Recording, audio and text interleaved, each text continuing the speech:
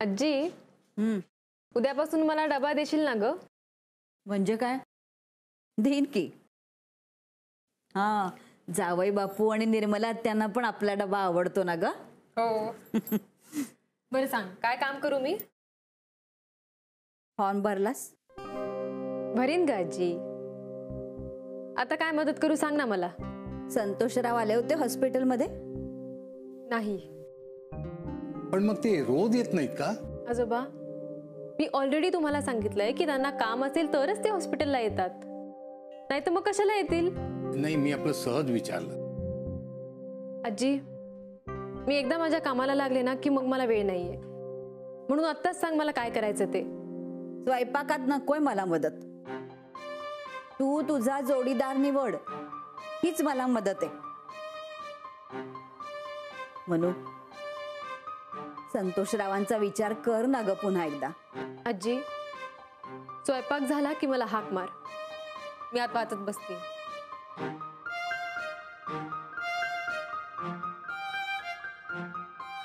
हिला अगदी त्यांचं नाव काढलेलं सुद्धा आवडत नाही.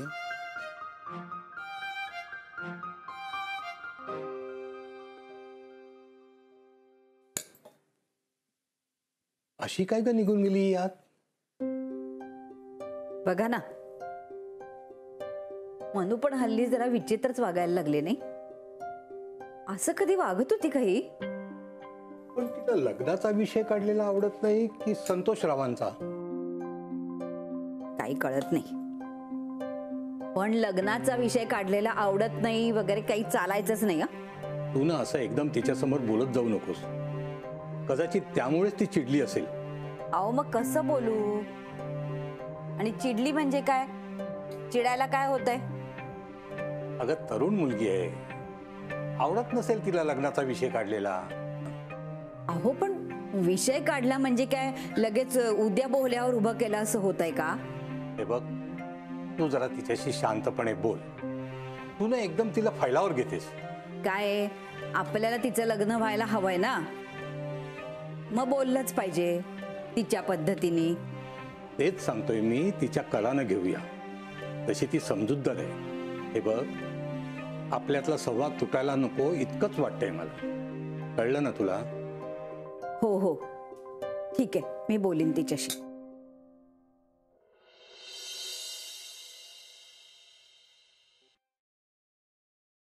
आई, मानसीताई कुठे आहे? कुठे म्हणजे घरी गेली. मग ती नाही येणार का? नाही. मग आमच्याशी कोण खेळणार? बोलव ना ग तिला. तिला तिचं घर नाहीये का? पण कालपर्यंत होती ना ती इथे. अरे हो, पण आता गेली ती तिच्या घरी. तिच्या आजी आजोबा आले ना गावावरनं, म्हणून. का? तिच्या आजी आजोबांना कोण सांभाळणार? तिला जायला नको घरी? मानसीताई खूप छान गोष्ट सांगते, मला ती ऐकूनच झोपायचंय. आणि मला ती एक सायन्सचा धडा पण समजवणार होती. हे बघा, ती आता लगेच इथे येणार नाहीये. मला काम करू द्या. तू बोलव ना तिला. नाहीतर आम्हाला तिच्या घरी सोडून ये ना. अरे काय चाललंय तुम्हा दोघांचं? एकच गोष्ट किती वेळा सांगायची मी तुम्हाला दोघांना? प्लीज प्लीज प्लीज प्लीज ना आई, प्लीज प्लीज आई, प्लीज. आर्यन, अथर्व, आता बास झाला. आता धपाटे पडतील. जा.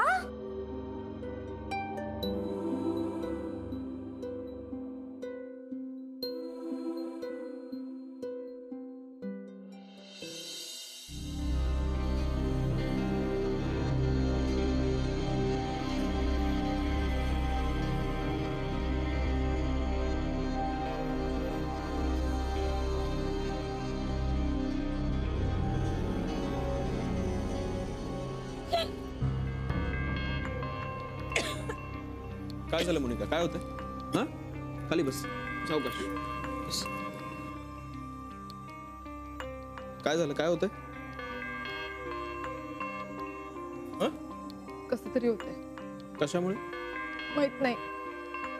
पहिल्यांदाच होतंय का? आय थिंक जेव्हापासून रूम बदलली ना तेव्हापासून जास्तच त्रास व्हायला लागला. रूम शिफ्ट केल्यामुळे तुझी तब्येत कशी काय बिघडू शकते मोनिका? अरे आपली खोली किचनच्या जवळ आहे. किचन मध्ये फोडणी टाकली की लगेच खूप मळमळायला लागतं. उलटी सारखं होतं मला सारखं सारखं. डॉक्टर आहेस ना तू विक्रांत, सगळ्यांची काळजी घेतोस पण माझी. ठीक आहे, आपण शांतपणे बोलूया. ओके, रागा नकोय परत. मी आईला बोलावतो. आई, गीता काकी.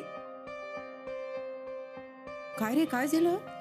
मोनिकाला किचनच्या वासामुळे त्रास होतोय, आपण काही करू शकतो का? अगो बाई, हो का? कशामुळे होतंय ग असं? आई मला सगळ्याच वासांमुळे त्रास होतो. म्हणजे फोडणी टाकली ना की मळमळायला होतं किंवा काही तळलं की असं सहन होत नाहीये मला. नाही नाही, आपण एक काम करूया ना, आपण जास्त तळायला वगैरे नकोच. म्हणजे धूर होणार नाही आणि हिला त्रास होणार नाही. चालेल? हे बघ विक्रांत, आम्ही शक्य तितक्या फोडण्या वगैरे कमी करू आणि जास्त तळणार वगैरे नाही. गुड, मग काहीच प्रॉब्लेम नाहीये. मला आवाजाचा सुद्धा त्रास होतो. नाही म्हणजे हॉलमध्ये आवाज झाला नक्की गरगरल्यासारखंच होतं मला. काय आहे, आपली खोली हॉलच्या फार जवळ आहे ना, त्याच्यामुळे घरी कोणी आलं, गप्पा मारत बसलं किंवा ती मुलं खेळत बसली की तो आवाजच सहन नाही होत. मला फार त्रास होतो त्याचा. आय एम सॉरी, मला माहितीये मी खूप जास्त कंप्लेंट करते, पण मला मळमळतं. आवाजामुळे मळमळ? गीता काकी उगाच बोलतेय का मी? अगं मोनिका, तसं नाही, पण आमची काही बाळणपणं झाली नाहीयेत का? गीता काकी तुमच्या वेळेला कदाचित सगळं वेगळं असेल आणि तुम्हाला असेल सवय आवाजाची, मला नाही सवय. मला त्रास होतो, मी काय करू? तुला थोडं सहन करावं लागेल. हा, अगदी बरोबर आहे मोनिका. बघितलंस तू विक्रांत? म्हणजे आई आणि गीता काकी तुमचं म्हणणं असं आहे की मी समजून घेत नाही, मी ऍडजस्ट करत नाही. म्हणजे मला जो काही त्रास होतोय ते सगळं चूक आणि बाकी सगळं बरोबर. हे बघ मोनिका, उगीच काहीतरी फालतू निष्कर्ष काढू नकोस. ओके, त्या दोघे ऍडजस्ट करायला हो म्हणाल्यात, पण तुला सुद्धा ऍडजस्टमेंट करावी लागेल. मला उलटी सारखं वाटतं. ह्यात मी काय ऍडजस्ट करणार आहे? तू इथे आहे काय? चाललंय काय? जमून करताय काय? हिला ना जरा घरातल्या आवाजांचा त्रास होतोय आणि स्वयंपाकाच्या वासाचा, त्यामुळे त्याच्यावरतीच तोडगा काढतोय आम्ही. तोडगा काय करताय? सोपं आहे. हे बघ, मला तुला जर माणसांचा त्रास होत असेल तर तू वरती जाऊन झोप. तुला चालेल ना गीता? हो. आणि स्वयंपाकाच्या बाबतीत तुम्ही काळजी घ्यालच ना, त्या वासांची वगैरे? हो हो, ते आमचं ठरलंय. गीता, निघाला तोडगा? चला चावी. हो चला. ओके, या. मळमळ थांबली?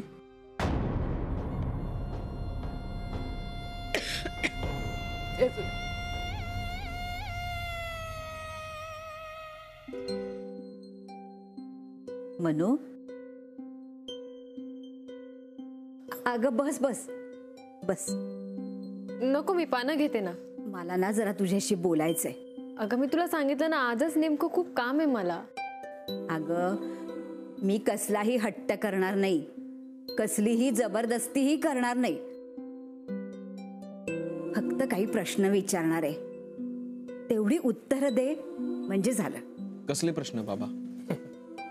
मगाशी त्या तिघींच्या समोर तुझा फुटबॉल झाला होता तेव्हा तुझ्या मनात जे आले होते ते प्रश्न. अरे हॉस्पिटलमध्ये ना हे असे प्रश्न पडत नाहीत, कारण त्या विषयातलं तुम्हाला ज्ञान असतं, शिवाय माणसांचा तुमच्यावरती विश्वास असतो.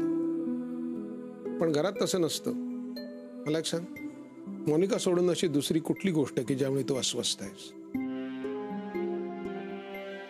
मला नाही माहित. माहिती नाही म्हणजे? मला खरंच माहित नाही ग.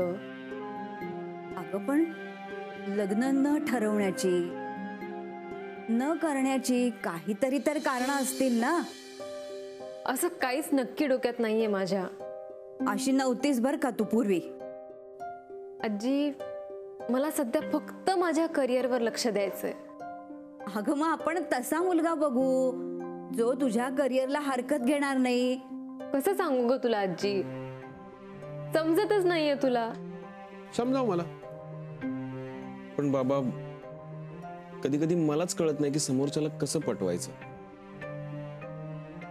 तिला कळलं पाहिजे आपण काय सांगतोय, तिला समजायला हवं ना ते. मला मान्य आहे मोनिकाचा स्वभाव थोडासा वेगळा आहे, शंकाच नाही. पण एक गोष्ट लक्षात ठेव, उत्तर मिळत नाही म्हणून गप्प नाही बसायचं. प्रश्न विचारायचे, समोरच्याला नाही, स्वतःला विचारायचं काय हवंय आपल्याला.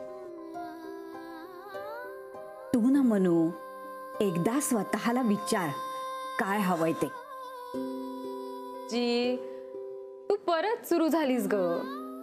हो मग. अगं हे आता एकदा ठरवायला नको का म्हणू. तू काय आयुष्यभर एकटी राहणार आहेस का.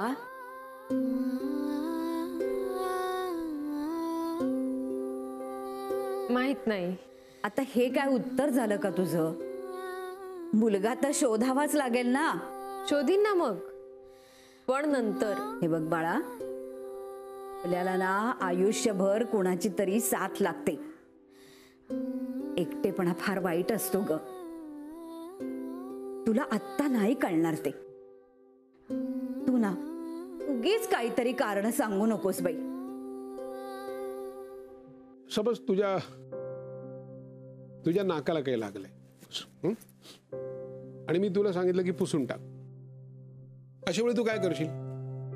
एक तर आरसा घेशील, त्यात बघशील, पुसून टाकशील. आरसा नसेल तर समोर कोणी असेल त्याला विचारशील बाबा काय लागलंय आणि त्याच्या मदतीने ते पुसून टाकशील. हो, बस इथे तेच करायचंय. आपल्याला प्रॉब्लेम ओळखता येत नसेल, प्रॉब्लेम दिसत नसेल, समोरच्याला विचारायचं.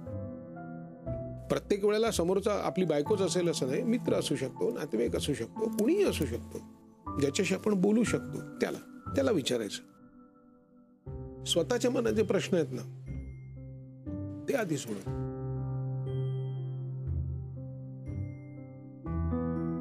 म्हणजे काय मदत लागली ना तर मी आहे ना. काय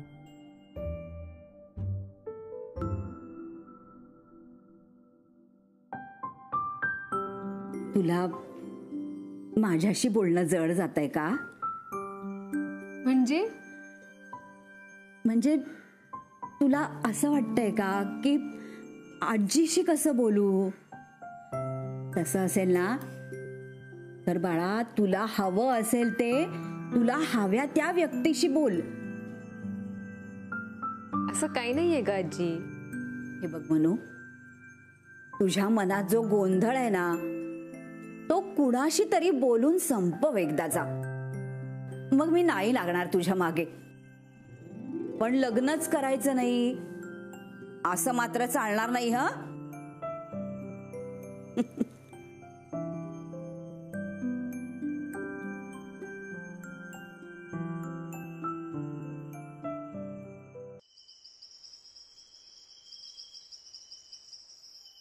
हे बघ मधुरा, आज आजी सुद्धा नाहीये, त्याच्यामुळे आपण खूप मजा करू शकतो. रान मोकळे आपल्याला. मला काही ऐकायचं नाही, तुम्ही सगळे येताय माझ्या घरी. बरं, आणि तुम्ही येताय का नाही ते नक्की मला कन्फर्म करून सांगा. नाही म्हणजे त्याप्रमाणे मला बाहेरनं खायला मागवायला लागेल ना म्हणून. ओके, ते आपण आल्यावर बघूया. तुम्ही आधी या इकडे. ओके, ठेवते मी. बाय.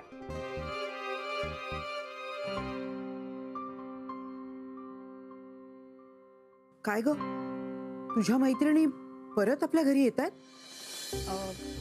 हो आई. त्यांना काही हवंय का. हवं असेल तर मी करते.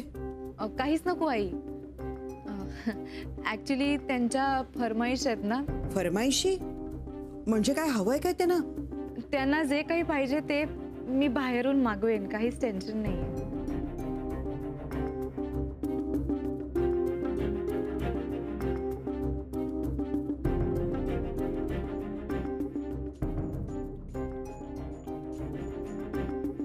गीता, ऐकलंस का? त्या दिवशी तिच्या मैत्रिणी आल्या होत्या ना मोनिकाच्या, अगं त्या आज परत येत आहेत. परत? हो ना. वहिनी, काल रात्री आपल्यापाशी इतकी कुरकुर केली, आवाजाचा त्रास होतो म्हणून, आणि मग तिच्या मैत्रिणींचं काय? आता बघ त्या आल्या की त्या बोलणार, खिदळणार, त्याचा नाही आवाज होत. नाही वहिनी, तुम्हाला खरं सांगू, हे ना आवाजाचा त्रास वगैरे होतो ही ना मला उगाच केलेली तक्रार वाटते. त्याचा तब्येतीशी काय संबंध आहे? नाहीतर काय. आणि अगं मी तिला विचारलं, म्हटलं खायला काही घरात करायचंय का, म्हणजे तयारी करून ठेवायला गं. तर म्हणते कशी, माझ्या मैत्रिणींच्या फरमाईशी आहेत, घरचं नको, आम्ही बाहेरूनच काहीतरी मागवू. आता मला सांग, आपल्या घरातल्या साध्या स्वयंपाकाचा त्रास होतो तिला, मग बाहेरचं खाणं बरं चालतं गं? विचित्र वागते हो मोनिका. नाहीतर काय. अगं आपण एक वेळ चालवून घेतोय, पण नानू मामांकडून आईंना कळलं तर? मला तर बाई भीतीच वाटते. नाही नाही वहिनी, ही गोष्ट आपण आपल्यातच ठेवू, कारण ही गोष्ट जर का नानू मामांच्या कानावर गेली तर आईंपर्यंत पोचायला वेळ नाही लागणार, आणि मग आईंचा राग तुम्हाला माहिती आहे. पण मग आता वहिनी तुम्ही घाबरू नका, आपण आपल्या लेवलवर काय करता येईल हे बघू. वहिनी मी लहान आहे तुमच्यापेक्षा, तरी प्लीज तुम्हाला एक गोष्ट सांगते. नमतं घ्यायचं नाही, घाबरायचं नाही, नाहीतर मोनिका आपल्या डोक्यावर मिऱ्या वाटेल. मला आज असं का वाटतं की मला काही कामच नाही. हा, माझा राऊंड पण लवकर संपला म्हणून असेल कदाचित. May be. मिसेस दिवाकरांची मुलगी खूप हेल्दी आहे, काहीच प्रॉब्लेम नाहीये, खूप गोड आहे ती. That's good. तू बोललीस त्यांच्याशी? नाही. काय झालंय तुला?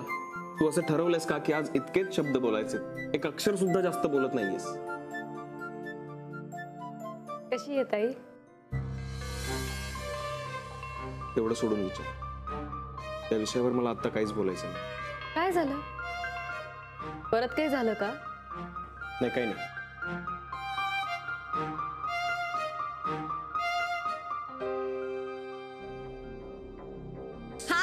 Hi. Come. How are you? Very good. Hello. कालच भेटलो. गाईज, मी तुम्हाला इंट्रोड्यूस करून दिलंय का? नाही. Okay, I introduce. ह्या माझ्या सासूबाई. आई, ही सुनैना. हॅलो. नमस्कार. ही मेधा. हॅलो काकू. आणि ही मधुरा. हाय. आणि ह्या गीता काकी. गीता काकी या माझ्या मैत्रिणी. हॅलो. मोहन काका, मी इंट्रोड्यूस करून देते. हे मोहन काका आहेत माझे चुलत सासरे. सासरे? Monika, he is so handsome.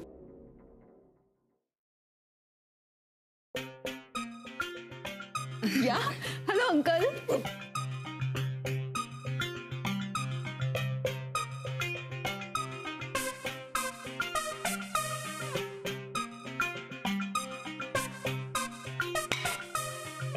Selfie घेऊया एक.